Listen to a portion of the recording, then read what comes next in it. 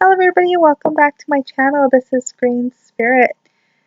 So today I wanted to take a moment, or I guess it's tonight, to get on here. It's been a few days since I made a video and I have been, busy with school, but also just needing to kind of take a break from everything really. I'm so burned out with school right now and just all I've been wanting to do is just work in my book of shadows and read and watch YouTube videos. And I recently found a channel that I'm enjoying, and she does a lot of the YouTube Pagan challenge, or she was doing it at some time, and it just reminded me that I hadn't um, done the challenge in a while, and I'm definitely falling behind. So I decided to go ahead and get on here now and attempt to answer some questions from the YouTube Pagan Challenge. So it's already nighttime. My husband and my son have gone to sleep. At least I hope they are asleep so they won't interrupt.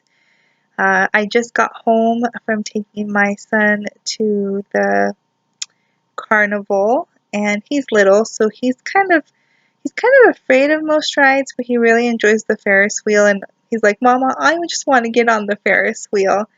And I guess it's really funny because I'm not afraid, like not afraid of going up like in an airplane, and I've been in really high places, like I've rock climbed, and going up is not an issue. I can go up just fine, but coming down, it freaks me out. And even the Ferris wheel was going slow, but just that coming down, I could just feel it, like, I don't know, it just, some of that adrenaline kicks in.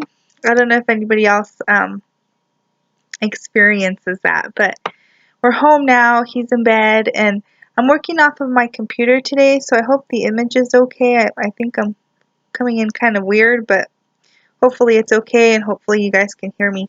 So let's get started because I have a lot of questions that I want to catch up on. I'm still doing concurrently the 2017 and 2016 challenge. So here we go. Okay, I'm going to pull it up here on my computer. So the light's going to change. So that's why, because it's on my computer. So let's take a look.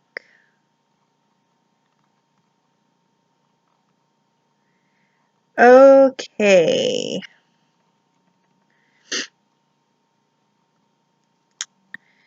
So I'm doing question 18 of the 2017 challenge, and then it says, funeral rite, and how would you prefer your remains to be treated? So as far as my funeral rite, I do want a pagan themed funeral. I want something, I know there's a lot of fans of Charmed out there. I am certainly a fan of Charmed.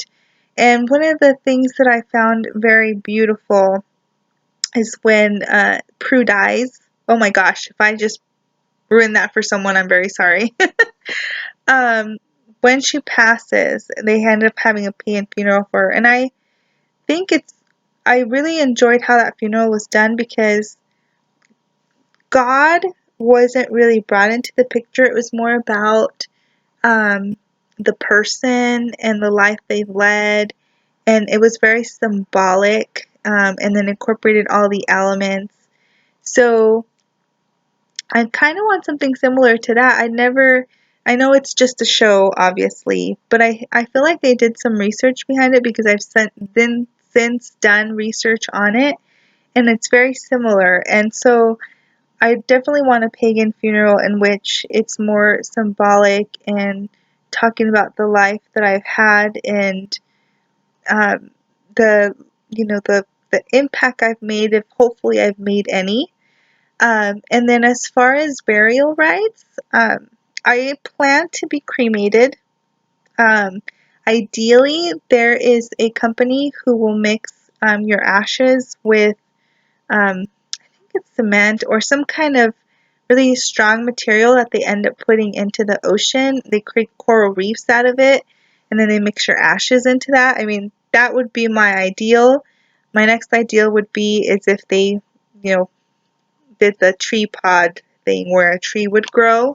But overall, I just feel like I want to be cremated just because I feel like all the plastic, metal, and all the chemicals and all that stuff, being put into the ground year after year, millions of people, eventually we're going to run out of room. And I don't think that that stuff belongs in the ground. And also I just feel like, my body is gone. I've registered to be an organ donor. I hope to lead a very long life. I want to live to at least 101 because I want to be over 100 years old. Granted, I want to be in good health, but I want to reach 101. And I feel like my,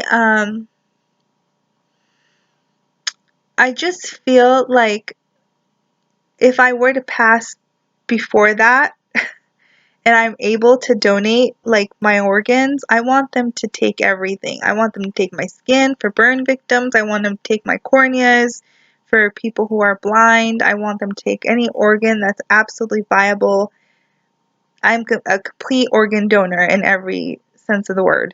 And I feel like after my body has already been used up, there's just no point to it. There's no purpose for my body. My soul resides in this vessel, in this human vessel, but it's not me.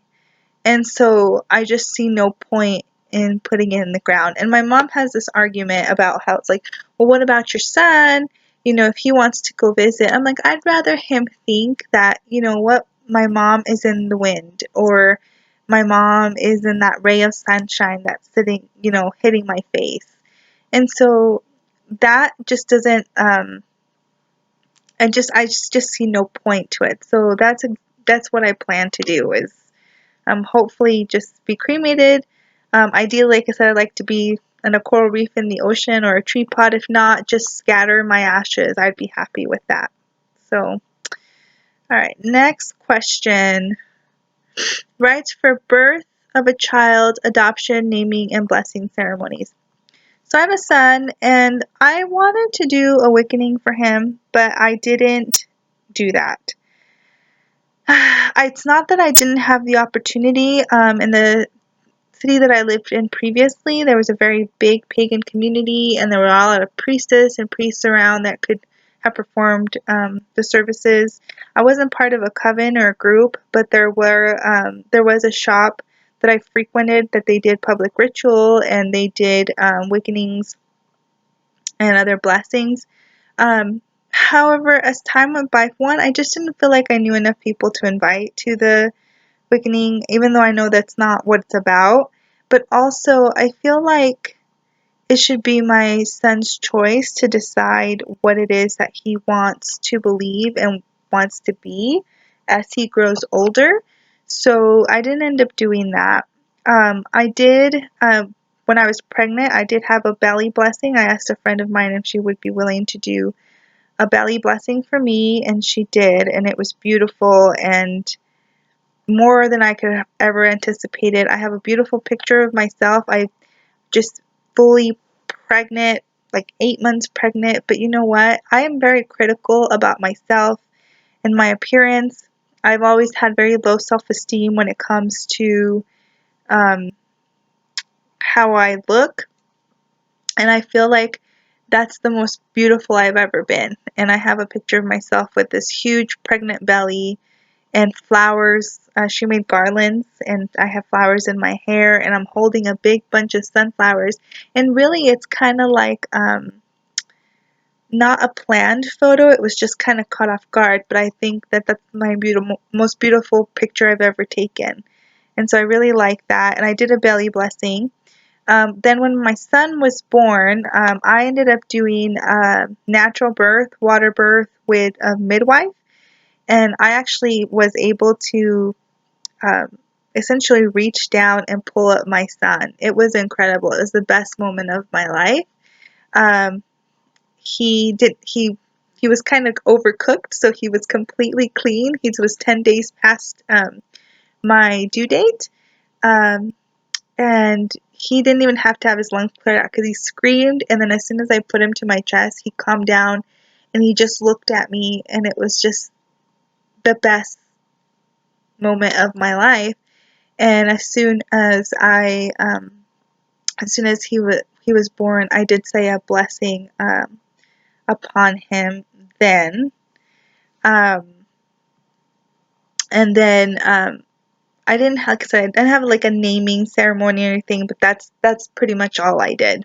So, let's see. Next question. Question 20. Coming of age rites and customs for stages of life.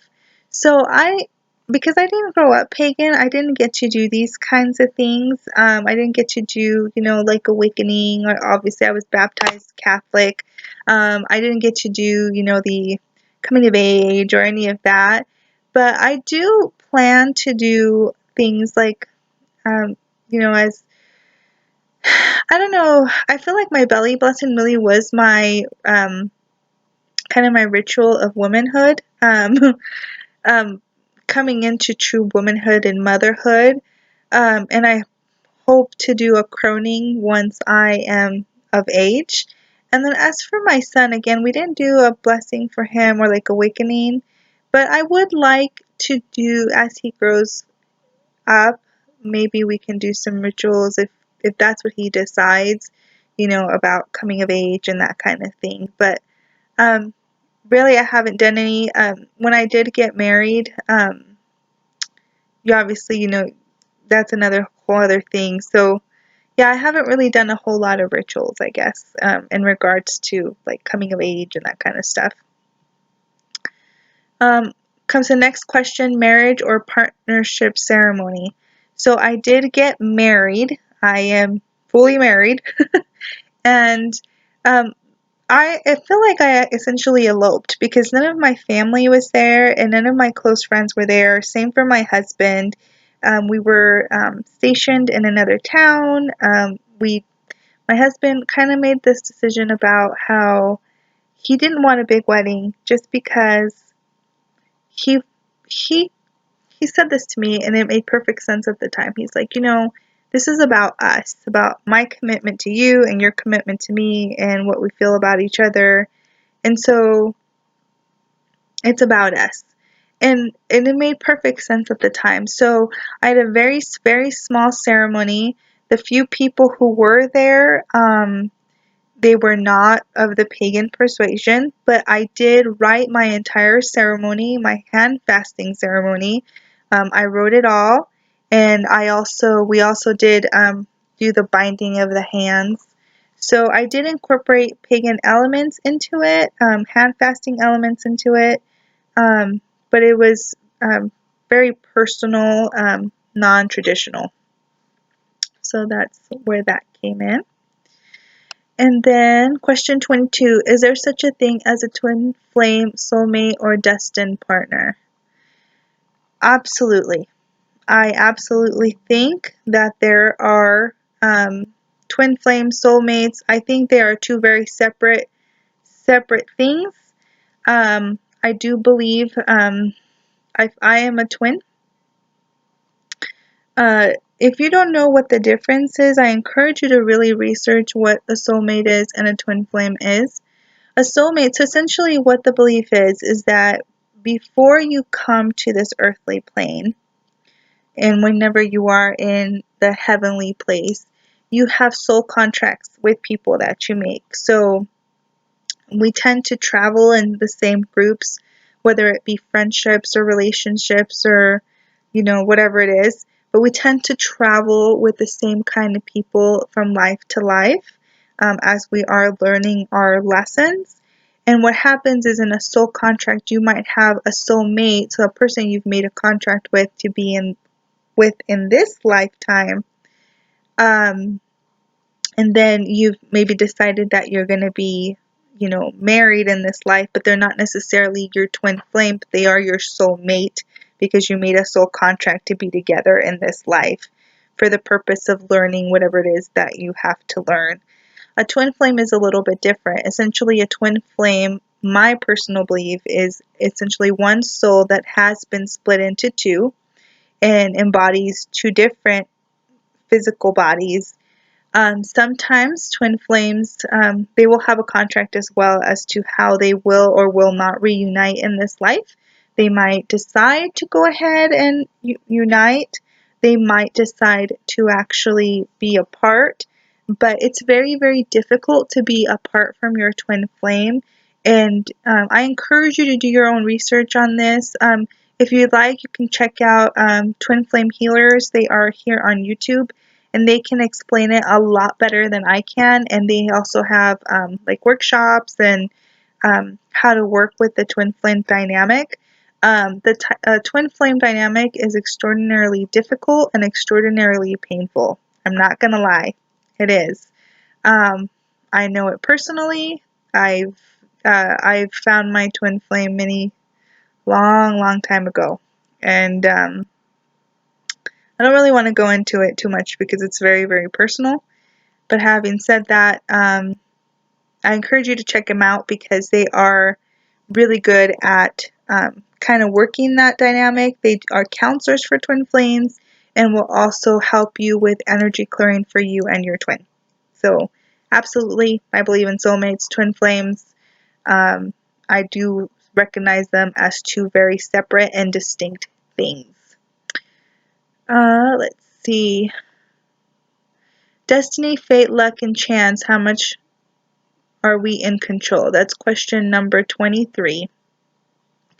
I feel like, in general, I feel like there is a general roadmap that we decide on before we incarnate into our physical world. I feel like there is a general plan of agreement between different souls, but I feel like there is still an element of chance, because I feel like we do have free will, and so even though there is this kind of diagram set out, your personal decisions from day to day, well, actually from moment to moment, from day to day, from week to week, from year to year, they will influence how things play out, but you will still end up where you're supposed to end up. You might just take deviated paths from one thing to another. I also believe in parallel universes or parallel worlds. I believe that, for example, if I made a choice in this life that was one thing, in maybe a parallel world, my alter self or my additional self or the other part of who I am made an opposite choice. So this, obviously can be infinite, because then this other person then has another dimension where someone else might have made another choice between two other choices, and it could just be infinite. So I know it's kind of a big rigmarole, but that's what I believe. I believe that you do still have a diagram, but in general we do still have free will, and it was based on, we will get where we need to get to, hopefully, most of the time, but I do feel like we have control over our immediate decisions just because of free will. And I'm going to answer the last question of question number 24, and then I'm going to answer one from the YouTube Pagan Challenge 2016. How do you know which deity you are supposed to worship or work with? If you are an atheist, would you use the image of a deity in any way? So obviously I am not an atheist. Again, because, okay, so I have known my matron for a very long time. I feel I don't have personal experience in trying to find a matron or a patron. I don't have that because I've always had it. So I can't give advice per se to someone saying how do you find your matron or how do you find your patron, because I don't have that experience. My matrons and patrons have shown up in my life. They weren't something that I sought out. They sought me out. So my matron came to me when I was very young in dreams, conversed with me. I've said this in other videos. The scent of roses. I've always had her very present, so I can't, with that. And as far as my patron gods, I have the green man and the horn god, which, depending on what culture or how you look at it, are kind of, um, some people might recognize them as two completely different entities or deities, but I see them as basically, um, both part of the same coin kind of a thing. It's really funny because, okay, so Moody Thursday, who is no longer on YouTube, and Moody, if you're watching, I miss you so much, girl. I miss watching your videos. I understand why you're not making them anymore, but oh, I miss your videos very much. I really enjoy them. I still talk to her though, but I miss watching her videos, so I missed you, girl. But it's really funny because I had always kind of figured that I was more attuned with the green man and the horned god. But again, I didn't. So when I came to paganism, it was just like, I feel like they're the most prevalent gods that you initially encounter, and so I just kind of adopted them. As time progressed, though, I never really looked outside of them. And so then I started having maybe this belief that maybe it was just kind of wishful thinking that they were my matron, or my patron deity. Um, but I always felt their presence, and then I've had dreams about them as well. So I felt like that was the case, but I wasn't 100% sure because I felt like, when you come into paganism, it's like who you find first, I guess. I don't know. And so excuse me, Moody, for a while, she was doing also readings on her Etsy shop, which I think she's also closed down. I want to say that's true. Yes, she has. Anywho, she was doing readings on finding your matron and your patron. And I obviously already knew my matron, and I feel like I knew my patron as well, but I feel like I wanted a little extra validation. And so I went ahead and got a reading from her. I didn't tell her anything, and of course, she's extraordinarily talented, and she went ahead and drew for me, and sure enough, Green Man, Horned God. That's what came up. And she did the same thing for, I had an animal guide one again, just to validate, and again, I got the crow. So she's spot on. And so I've never had experience with trying to find your matron or your patron. Both of them have always just, the matron's always been there, and the patron just popped up as soon as I found paganism. So I feel very, very blessed to have that be the case. So my only suggestion would be, if you are trying to find your matron or your patron, is just talk. I think a lot of times we have this idea that we have to do, I mean, we're witchy here. We're witches, okay? We like ritual, we like the ceremony of it. The whole magic aspect is what draws people a lot of times to paganism or witchcraft or anything like that, or Wicca, or that's usually what gets people's attention. The thing is that I think sometimes we forget that the universe, God and goddess, guides, angels, your ancestors, they're always around. They're always just listening. It's just whether you acknowledge them and just put that question out into the universe. And I think that a lot of times, oh my gosh, I'm so used to having my glasses, I'm trying to push them up. um, that I think that we take things way too seriously, and we expect this whole thing to happen in order to get the answers that we need, and we also don't have any patience. Like, you can ask the question and then you expect like 3 minutes later to get your answer. This isn't TV, and things just don't poof in front of you. So, but I feel like if you really want to know who your matron or your patron or your animal guide or anything like that is, you just have to take a moment by yourself. You don't have to be meditating unless that's your jam. You don't have to do anything. Just take a moment, quiet down and say, just have an honest heart-to-heart conversation. Like you're having a heart-to-heart with your best friend. Have a conversation and just say, I'm ready to know who you are. Please show me who you are. That kind of a thing. Have an honest conversation. I guarantee you, it's probably not going to happen immediately. It's not going to poof right in front of your eyes. But eventually, as time progresses, you'll start seeing symbols. You might start having dreams. You might be receiving different like physical signs. So you might be like driving down the turnpike and then you see a sign and it just, maybe I'll say like Venus or something. You know what I mean? So just take your time. Don't push it, but be completely honest. And I feel like just have an honest conversation. Trust in it. Don't second guess yourself. And it will happen. So that's where I stand with that. Okay, and then I think I'm going to get done. I'm going to go ahead and be done with the 2017 challenge because that's a couple of questions there. And I'll go ahead and pull up the questions from the 2016 challenge. Let me see, where was I last time? Okay, question 10 was of the 2016 challenge was, what do the moon phases mean to you? The moon phases mean to me basically the cycles of my inner being.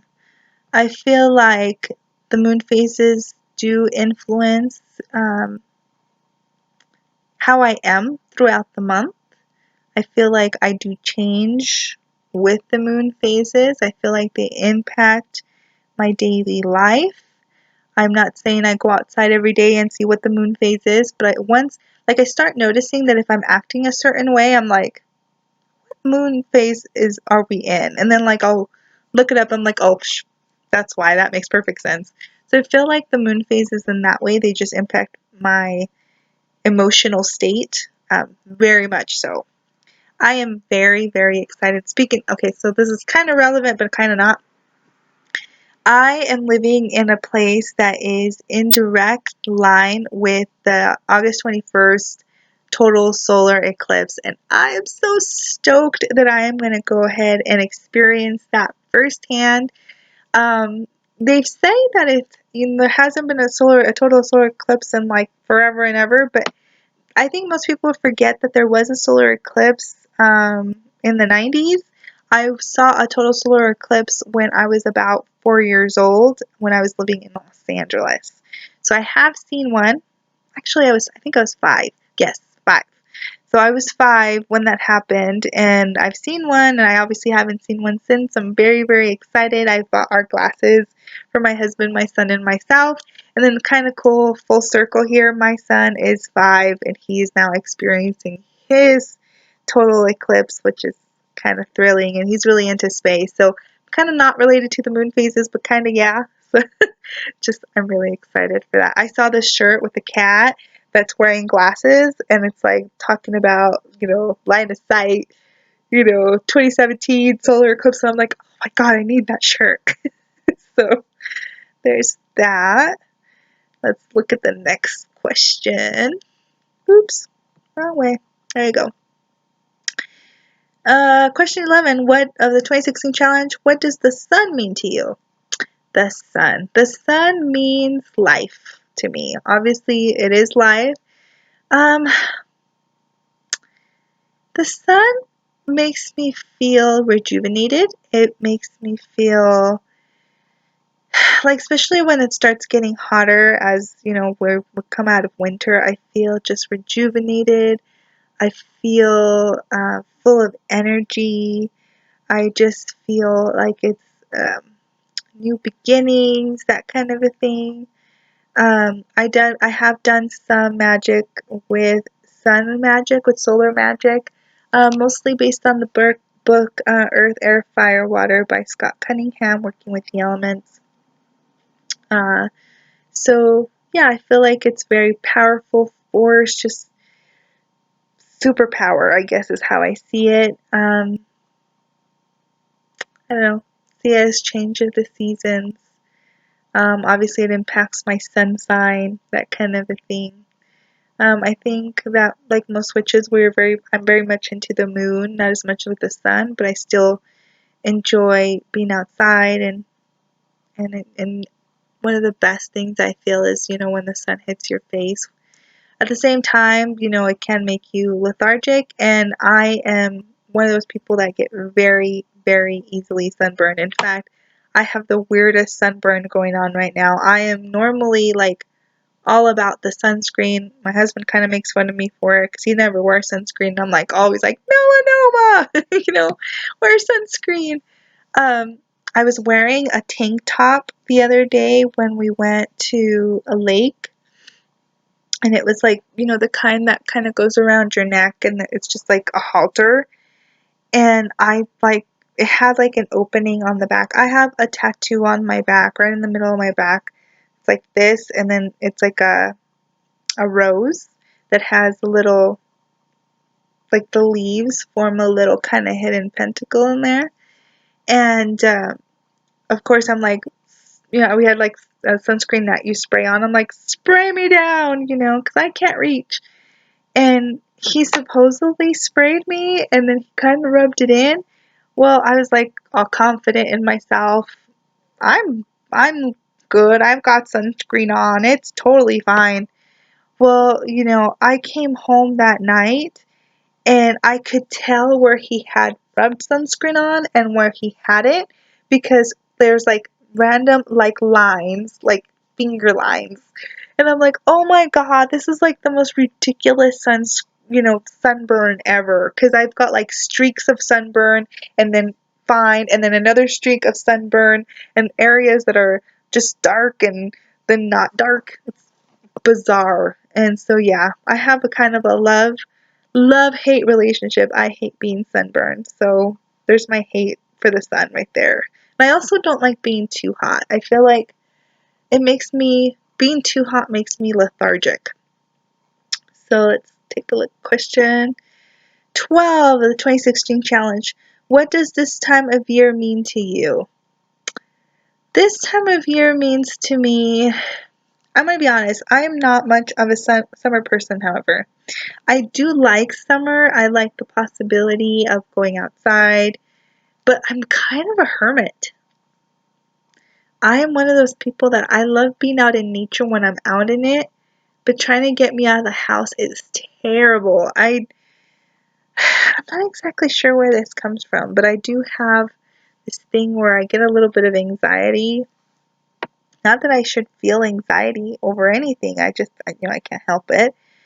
So I really like summer, but like I said, I really love being outside in nature, but I hate being hot. And so my ideal times to be out would be spring and fall. And I don't like winter. I know people love winter. My son, he is like the snow genie. He wishes for snow and it happens. And he's always like, Mama, haha, I wish for snow. And I'm like, no. And it's not like, I think snow is beautiful. And I've been hiking in the mountains when you have beautiful snowfall. And I was living in Washington State, and we went to the mountains and it had snow, and because the trees were all covered in moss, and it just looks like a fairy tale. Of course, like I love that stuff, but I hate being cold. Hate, hate, hate, hate, hate being cold. Also, I think what I hate most about like winter is like I hate driving in winter. I hate driving in snow. I hate driving with, like, I like the snow, but then once it melts and then then it gets cold again and it turns into ice and the roads are slick and then everything gets muddy and slushy and gross. So really, like, I'm not much of a summer person just because it's too hot, and I'm not much of a winter person because it's too cold and slick. So ideally, my favorite times to enjoy the sun would be spring and then the fall. So this time of year to me is fall's almost here. And that, I think, although I love spring, fall is by far my favorite. I love everything about fall, and so I start feeling that crispness at night, and I just can sense there'll be a time in the fall, or when it's approaching fall, where I'll be like, I can My husband's like, you're crazy. It's like 85 degrees outside. And I'm like, no, I can smell it. And I do. I can smell snow. I can smell the fall. I can smell pretty much every season. I have a really strong sense of smell. There's a distinct smell to the seasons. There's a distinct flavor to them. There's a distinct, just, I don't know, energetically, I can sense them before it's official. And I'll say something like, I can smell snow. And my husband's like, again, you can't smell snow. It's crazy. And then it will snow. I'm like, told you, I could smell it. So I'm excited. So this time of year means it's almost fall. And I'm so happy. And let's see, 2016. Do you use divination, and what types? Yes, I do use divination. I use oracle cards, and in fact, I'm so excited. I was going to actually show this on, I'm planning to do another witchy haul. I am so impressed by all of you. There are over 1,000 views on that haul video. You guys really liked it. I'm really happy you liked it. But I was really shocked because my videos, I mean, I don't have all that many subscribers, and for all of you who have subscribed, thank you for that. I really appreciate that. I am so excited to have subscribers at all because I thought for sure who's going to care about me at all. But I'm really glad you guys signed up. But my haul video by far, it surpassed my YouTube Pagan Challenge Book of Shadows video, which got a lot of views as well. It surpassed that. So I'm going to do a witchy haul soon, but I don't want to do one too soon because it's not like I spend my time shopping, but things just randomly pop up. And again, they're all thrifty finds. So I will do one, but it's probably not going to be immediately. I also plan to do a book showing again eventually because I've done some drastic changes to my book. You guys won't even recognize it. It looks completely different, and there's a reason behind it, but you'll have to wait till I make that video. And I'm at 37 minutes, guys, so maybe this will be our last question, but I'm going to show you really quick. I just got these today. They're the Live Purpose Oracle cards by Doreen Virtue, adding to my collection, and I already did a reading on them, and they're awesome. And it's quite funny because I'd mentioned in a previous video that I kept getting beaten over the head with the writing thing. Guess what? I got another writing. I just was like, had to chuckle at that one. Essentially, this is a life oracle deck. It tells you what your life purpose is, and it kind of gives you messages about what direction you should be taking to get to your perfect career.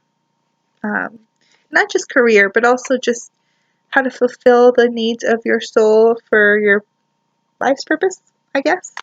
And it's beautiful, beautifully illustrated. I love the images in here. As you can see, like, I'm on my computer, so I don't know how well you guys can see this. I'm always wondering what, because it's really funny because when I'm on my camera on my computer, everything looks really grainy to me, but then I like upload it and it looks fine. So I don't know. Maybe it's just on my end, but isn't that beautiful? She's a beautiful angel, an artist angel. But look at her wings. They look like the wings of a macaw. Okay. Maybe what I'll do is I'll do some videos on my, like, showings of all my oracle decks, and then you guys can kind of look at them. But very cool.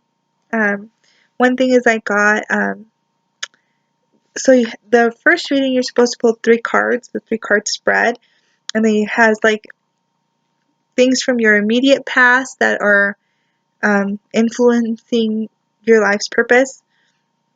Mine pulled up education, which is funny because I just went back to school. There you go. So I got like scary, pretty much all the oracle decks that I've gotten from Doreen Virtue, they are scary accurate. And again, I don't know if, well, I didn't know if it was just me or if it was just how they are. But what I was saying before is that, so I pulled 3 cards. So the first one was education. The second one tells you about what the situation is in the present moment. And the card I pulled was that I am really in tune with oracle cards to the point that I could do readings for myself and others, and I should consider doing it as a career. Just, it really shocked me to see that card. Just, I mean, I guess it kind of validated what I was already thinking, that they're just scary accurate. And then I guess it's not just the cards, it's me. So, and then the third card is, it talks about if I continue on my path, what I'm kind of walking towards, and it was writing. So there you go. I got the education, I got the oracle cards, and then I got the writing. So again, scary accurate. Very excited for this deck. So yeah, so we are at 40 minutes, guys. Oh my god. I swear, I try to make short videos and they never happen. I'm thinking, I don't know how you guys have the patience to hear me. But thank you so much for sticking it out. I hope you enjoyed this video. If you enjoyed it, please hit that like button. If you really liked it, go ahead and subscribe, and we will make another video. Well, I will make another video for you, and we will have a conversation together. I want to put this out there. If you have any videos or questions or anything that you'd like me to see, please give me a shout out in the comments and tell me about what your needs, questions, or desires are. Nothing gross, please. And I will try to accommodate. So I hope you guys have a wonderful night. And even though it's already late, I am going to go work on my book because I've been so stressed out with school. And I just need to decompress, and working in my book and being artistic is really helping to ease that. So even though it's late, this is my favorite time of night. I am a total night owl. So now I'm going to go work in my book. Everyone's asleep, and it will be great. So I hope you guys have a wonderful night. Blessed be.